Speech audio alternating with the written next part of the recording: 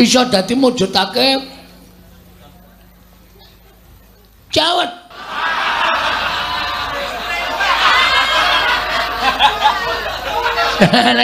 Wah, kurang tawur ta ora gitu. Durung. Sing kaya saringan tahu kae ning dienggo kathok. Ora usah bingung lho, kowe dandan Werkudara dandan Janaka kok mau kaya ngene iki rasa tok gagas. Ya kok ndur ngedaton yo. Dereng-dereng kok kundur ngedaton. Kula badhe nyuwun priksa. Sangkan paranipun tiyang gesang menika saking pundi? Sangkan parane wong urip ki saka guwa garbane ibu, diparingi karo sing kuwasa. Bapa maringi patang werna, ibu maringi patang werna. Bapa maringi sarwa kasar, ibu maringi sarwa alus. Terus diparingi sukma mula terjah wujude menungsa. Lho, Bagong nek muni ngene iki kok apik banget. Tegese apa? Mah ning pikire. Kudu ning ing sambarang tindak tanduk. Su, kuwi asu. Aja nganti diambus karo siji. Asu loro wiyaga. Lho, ora pati duga malah kok pertapan kene ketekan buta cakil ki ana ngapa kae? Padahal suwene aku arep suwita karo Bagawan Astra Jingga. Lah kok iki aku ketemu karo satriya sing saben dina mateni karo aku. Wah, tobat. Nanti ana satriya kaya ngene iki aku ora trimake. Bocah iblis lanang padha sesekan. Sabar. Bengi iki Janaka karo Cakil tak damekke. Aja nganti padha regejekan. Buta Cikal, Cakil. Kula badhe nyuwun pirsa teka penemenan. Bapak kula, ibu kula menika sinten, Mbak? Wah, iki lakone Cakil takon bapa iki. Al-Fatihah Pujuk Kiseno Nugroho. Bismillah.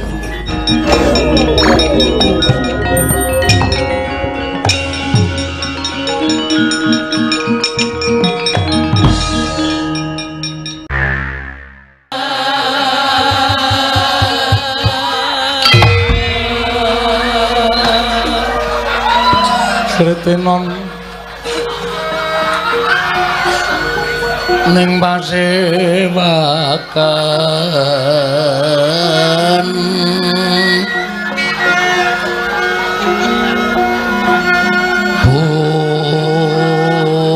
busana maneka warna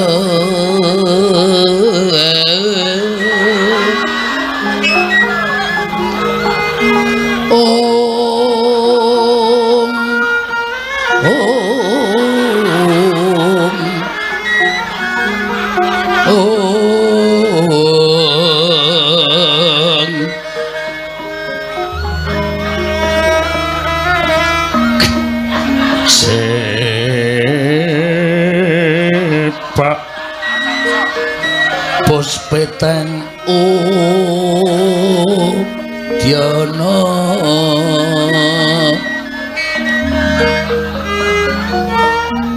yang panjang sarwara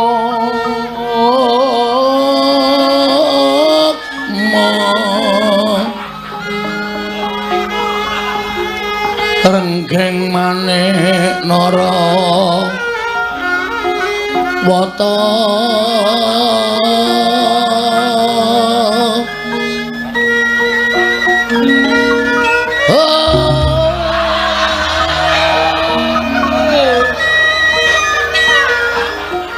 obro prabanya kang sumirat obro prabanya ora sembrana ta sumirat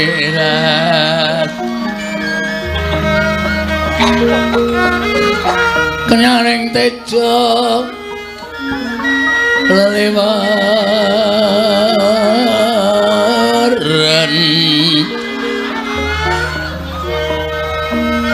lir kilat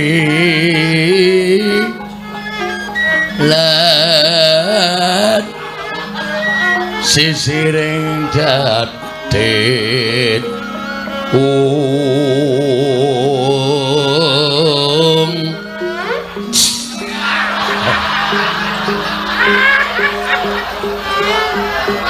wimbo kekontamre mingeng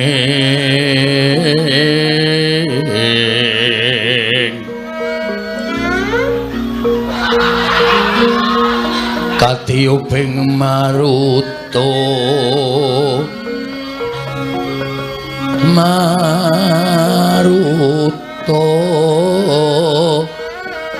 mantu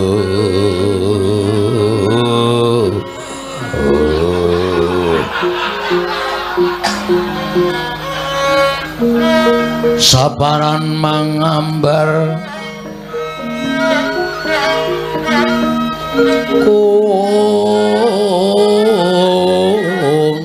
kunas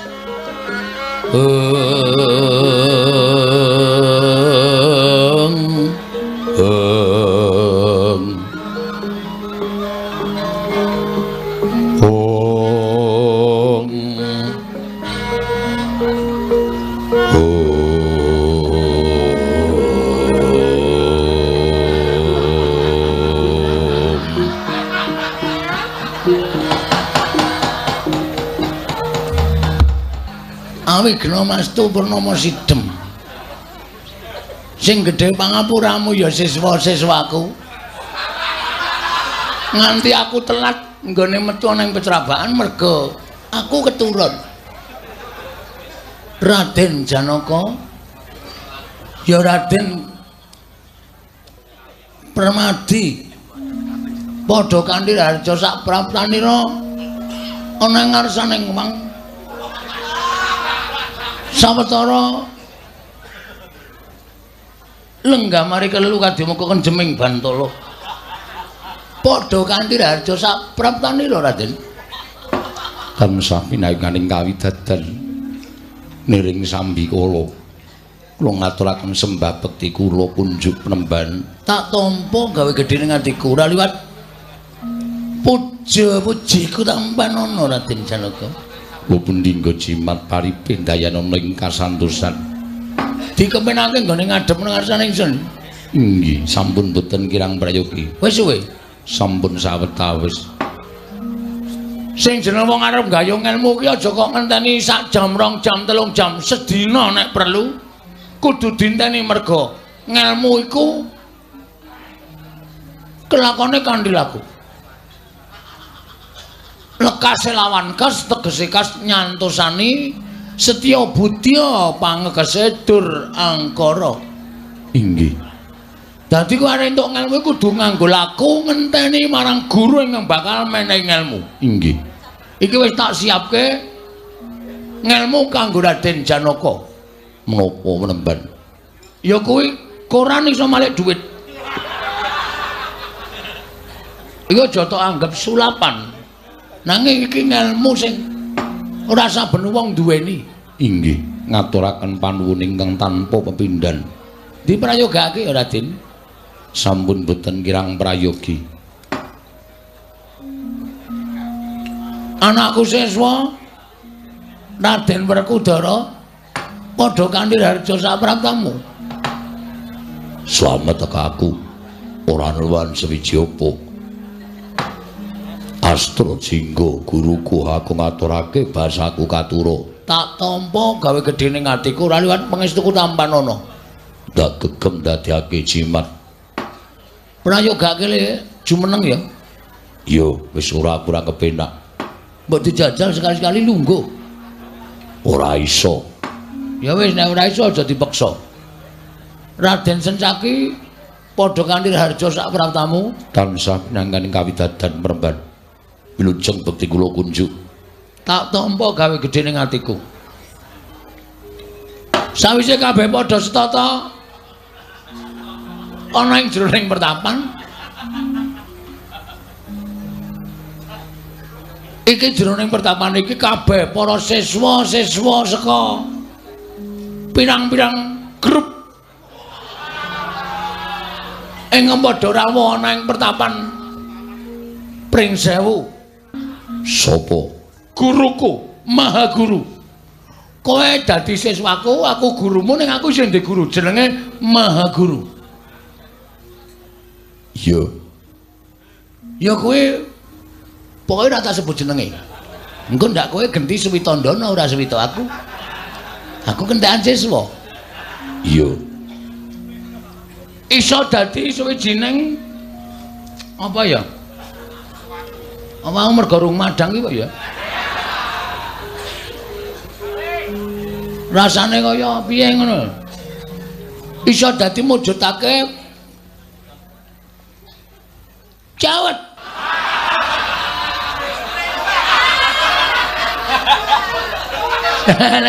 Wah, kurang tawur ta ora itu. Durung. Sing kaya saringan tahu kae ning dienggo kathok. Ora usah bingung lho kowe. Dandan Werkudara, dandan Janaka kok mau kaya ngene iki rasa tok gagas. Iki pancen niatku ora tenanan. Inggih. Mekaten. Nah. Ya kondur ngedaton yo. Dereng-dereng kok kundur ngedaton. Ha iki arep bahas apa wae coba jajali. Penemban. Apa Janaka? Kula badhe nyuwun priksa. Sangkan paranipun tiyang gesang menika saking pundi? Wah, pertanyaanmu iki wayang banget. Sangan parane wong urip ki saka guwa garbaning ibu diparingi karo sing kuwasa. Gusti. Inggih. Suwene sangang sasi 10 tahun. Sangang sasi 10 dina. Kuwi mapan ana ing kandutan. Bapa maringi patang werna, ibu maringi patang werna. Bapa maringi sarwa kasar, ibu maringi sarwa alus. Terus diparingi sukma mula terjah wujute menungsa. Lho, Bagong nek muni ngene iki kok apik banget. Mbok menawa. Inggih. Matur sembah nuwun. Werkudara arep takon apa? Tirta pawitra maning suci. Tirta pawitra maning suci seprene aku durung ngerti tegese apa. Tirta pawitra saka tembung tirta pawitra. Tir kuwi iso ireng nek direleke kijing. Mula wong urip ki aja nganti tumindak sing ireng, tegese tumindak sing ora prayoga. Iya. Tatanan uripmu aja nganti grusah-grusuh nggone nglakoni urip. Pasuryan kudu sing bagus, aja mung pasuryan tok, ning tekan ati kudu bagus.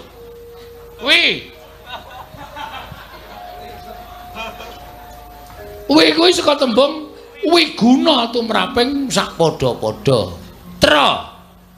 Tra kuwi saka tembung trondol. Wong urip iki kulinakno resik-resik. Aja dingudawa.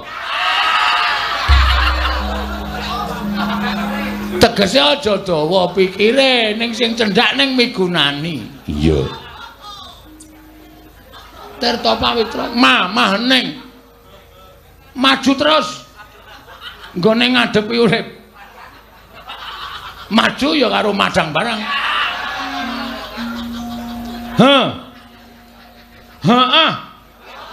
Aja nganti ana tembung ora, ning tembung heeh. Heeh ki tegese heeh. Heeh ki nek iya, heeh ki nek keplenet. Heeh. Ya.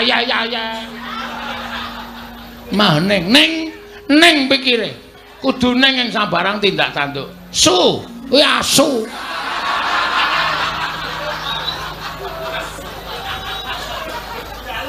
Sing kirana kewan siji kuwi. Mergo nek kowe ngrasuk agama sing pungkasan aja nganti diambus karo siji asu loro wiyaga.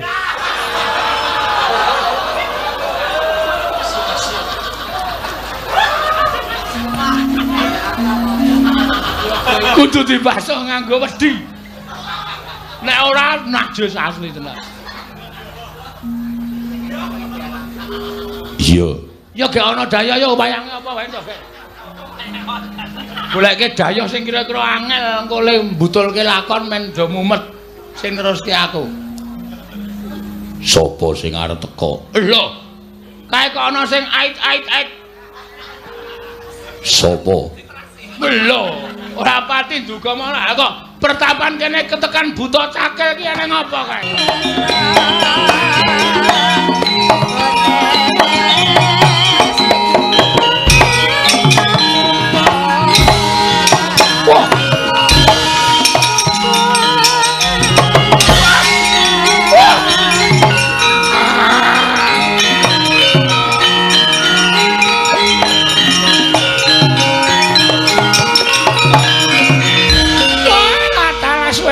Suwinto karo Bagawan Astra Jingga. Lah kok iki aku ketemu karo satriya sing saben dina mateni karo aku. Wah, tobat.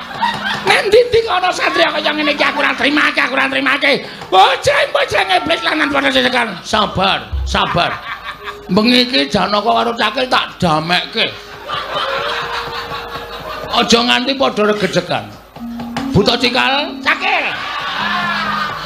Buta Cakil sing sabar. Woi lata. Bapa Penemban Kelilanono. Buta menika kula dawahi pusaka. Janaka aja kaya ngono Janaka. Apa ta gunane wong congkrah?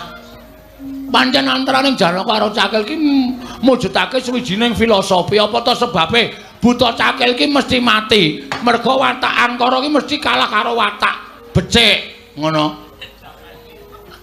Ning apa ta? Apa ya elek nek watak Angkara ki tumuli sadar. Eling karo Purwadasina. Wis saiki ora usah sapa ngalas nyegati satriya-satriya. Sapa Manyabara. Nyegati bakul-bakul. Ora sok nyegati satriya terus. Woi, cilalala. Ah, jejer ngono kuwi ora damai. Aku dhewe kisruh kok iki. Arep ngopo iki? Woi, acara Penemban, kula suwun ngersa patuko Penemban. Sawu-sawu kalawatanipun ing ngabdi tansah wadana Penemban. Ana apa Buta Cakil kok kowe sowan nang pertapan Pring Sewu? Mungkin totos ing kawulingan kula menika. Kula nuwun sewu Penemban. Kula menika bingung. Bingung perkara apa? Kula menika sampun mados sawijining tiyang pinter, tiyang ingkang pancen ngertos dhateng menapa kemawon nyatanipun boten saged ngaturaken menapa ing sampun kula aturaken dhateng metuning permenan. Kowe arep takon apa? Kula badhe nyuwun pirsa dhateng permenan. Bapak kula, ibu kula menika sinten Penemban? Wah, iki lakone Cakil takon bapak iki. Fenomenal iki. Kula kepengin nyata padanipun bapa lan ibu kula. Kula kepengin nyembah sungkem kaliyan bapa lan ibu kula Penemban. Kula aturi paring dawuh menawi kula anak-anakipun dewa sinten menawi kula anakipun prita-prita sinten menawi kula anakipun beratus-atus sinten menawi kula anakipun kawula sinten Penemban. Sabar ya. Santai. Wah, angel tenan iki. Sik. Satenane kowe takon kaya ngono ki apa tak pikir. Niki sampun. Kula menika mireng kabar bilih wonten ing pertapan Pring Sewu niku wonten sedaya ingkang ngampuh kilo-kilo. Iku menawa Astra Jingga. Menawa kula tebih-tebih saking Wanatik, Brasara, Wana, Kamyaka, Wana ing Grandayana, sedaya Cakil kula kelembakaken. Sasamune kula rapat saking para Cakil ing paguyuban Cakil Indonesia menika. Tumuli kula rapat lajeng kula sami sarujuk bilih badhe pados tiyang sepuh menika bapa lan ibu kula. Menika sinten Penemban? Menawi paduka Penemban saged ngendikaken tiyang sepuh kula, bapa lan ibu kula. Kula janji mbenjang boten badhe sapa wonten ing wana malih. Kula janji sapa wonten ing telenging wana. Boten badhe nyegat para satriya. Nanging samangke kula badhe ayo pokokipun pados betap melaning sae-saenipun. Werkudara? Iye. Piye iki ngerti ora kowe? Bapakne mbokne Cakil iki sapa? Wah, aku dhewe ora ngerti. Janaka menawi saipun dipun percaya kemawon. Sabar. Terus Cakil kok pengen mateni wae lho. Mbok mateni radio sing ra ana hukume. Nggih. Sajaipun menika sampun boten saged dipun ajengaken. Menawa kemana kula cuma ada jalan. Kados pundi menawa paduka menawa saged nganti tiyang sepuh kula menika sinten? Bapa kula menika sinten? Ibu kula menika sinten? Tapi menapa akan ngaturaken adire panjenengan menika dados sawijining pendhita ingkang mangertosi astung gadah tantra ingkang kathah sanget. Jebul pinanggipun paduka menika sawijining pendhita ingkang ngayawara. Pendhita ingkang boten wonten nyatanipun. Ing kathahipun pendhita ingkang kondang kaluka kondang. Nang nyatanipun panjenengan boten saged ngendikan pundi tiyang sepuh kula. Tiyang sepuh kula menika menapa kawula limrah, menapa narendra, menapa pendhita, menapa yaksa, menapa sinten mawon. Kula nyuwun jawab Pramban, kula nyuwun jawab hanya.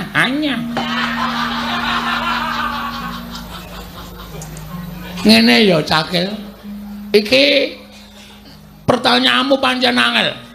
Lan ora sadeng wong iso jawab karo pitakonanmu. Piye? Mula kowe tak dawuhi supaya ngenteni nang jabaning pertapan.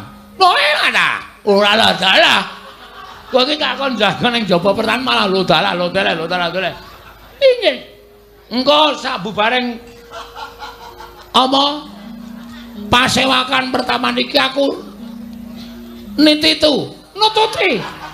nututi karo kowe tak wene keterangan bapakmu sapa, ibumu sapa, mengko mendong para pamirsa iki Cakil iki jatine anake sapa. Mergo sebenarnya ya urung iso dibuktekke. Cakil iki anake sapa? Wah, alah, nah ngaten. Sapa cepaken kula jeneng sowan kula penemban. Kula nyuwun pamit mentawani yang ngentosi ing ngajabaning pertapan. Ingkang ngentosi sampun penemban Astro cingan penemban bapak kula menika sinten ibu kula sinten. Ah, wis aku radong ngomongamu. Matur sembah nuwun nonton pepincan. Kula nyuwun pamit tamping mestingan nyusul. Koprok watu modar. Wis kono ge metu kono. Inggih ngestaken dawuh nyuwun pamit. Madal pasilan. Sing ati-ati aja kaya bocah cilik. Lho niki nyuwun pamit. Nyuwun pamit. Bareng nyuwun pamit.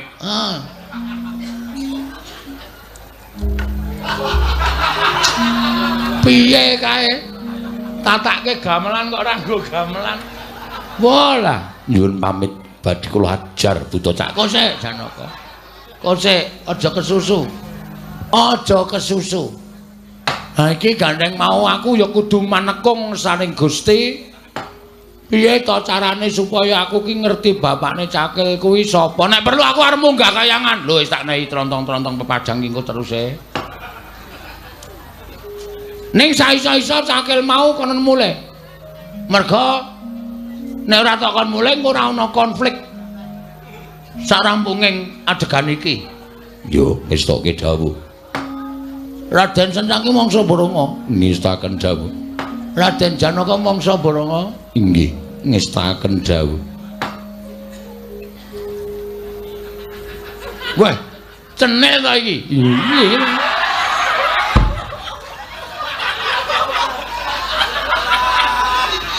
Ora ngerti lek mlebu dadi abdiku kok dadi kowe metekut nang kono. Inggih, Pramban. Kula dados abdi panjenengan. Heeh. Isih nyanyi ora? Sampun mboten. Nyenden niku ki mboten. Wah, ya senimu ilang nek carane ngono. Inggih. Piye kabare sampe to? Pengestunipun sae. Bantalku isih tok simpen ora?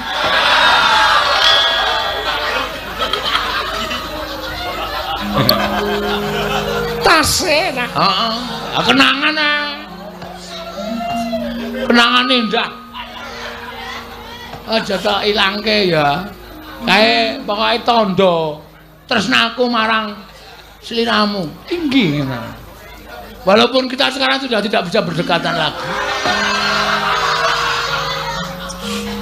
Tapi hatiku tetap untuk bokongmu.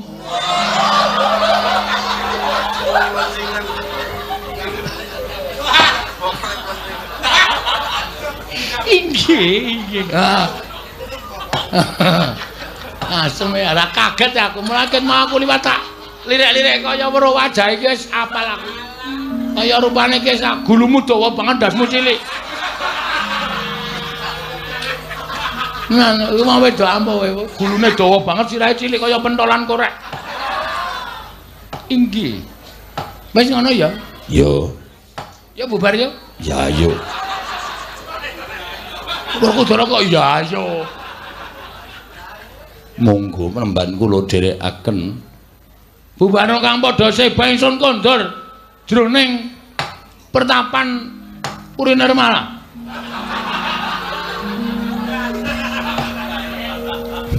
Inggih menemban. Sabebian wau to.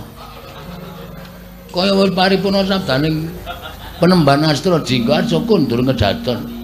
Jluk.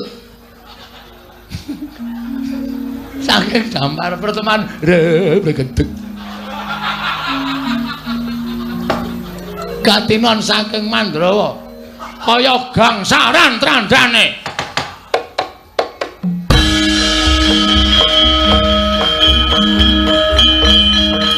Rep tak tak tang. Lirik.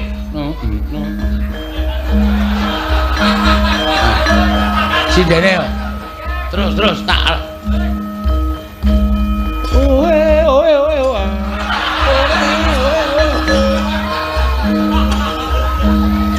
Ngene wae rasane.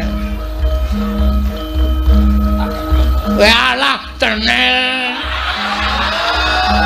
Topan ngono lho senengane lega aku. Udus.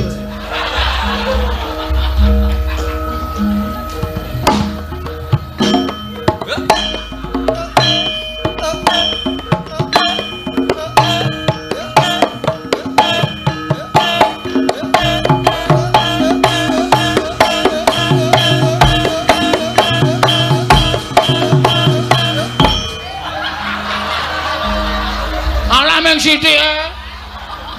Oh, kaya jual mahal. Biyen ketok apa, saiki ketok apa?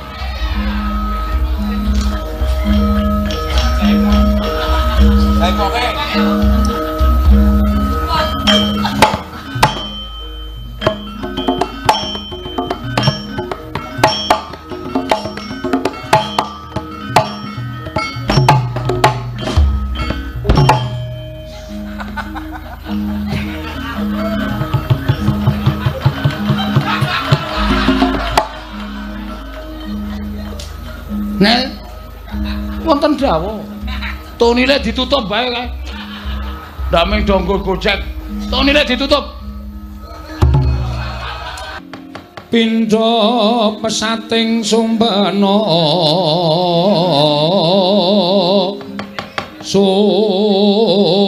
sumusuping rasa jati